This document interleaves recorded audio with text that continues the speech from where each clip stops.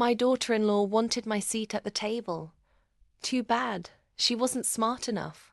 The morning of my late husband's inheritance reading should have been somber.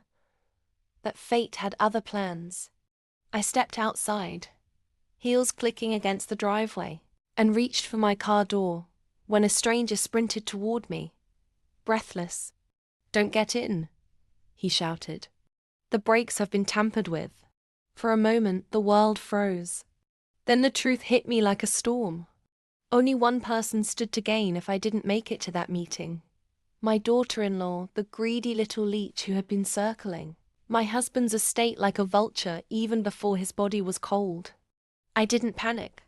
Instead, I calmly walked back inside, collected my keys to the backup car, and drove to the lawyer's office with my head high. And when I entered that room, her face drained of color. She hadn't expected me to walk in alive. The lawyer cleared his throat. "Shall we begin?" What followed was the sweetest justice I could have imagined. My husband, brilliant as always, had written his will with precision. He left the company shares, the estate, and even the family villa in Tuscany to me. To his son, her husband, he left a generous trust, but it was carefully locked, accessible only under my discretion.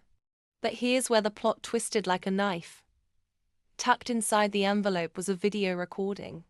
My husband had suspected foul play long before his death.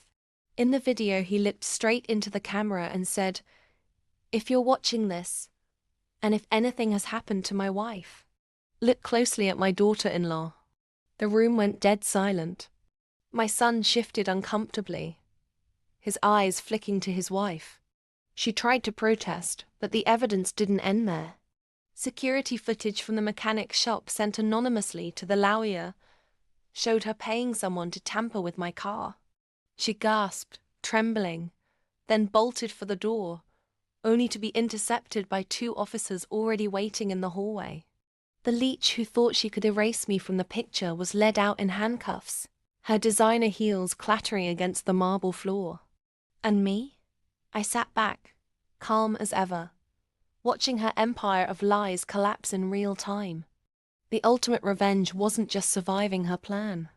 It was walking out of that building wealthier, freer, and untouchable while she faced a future stripped of luxury, reputation, and freedom. So remember this.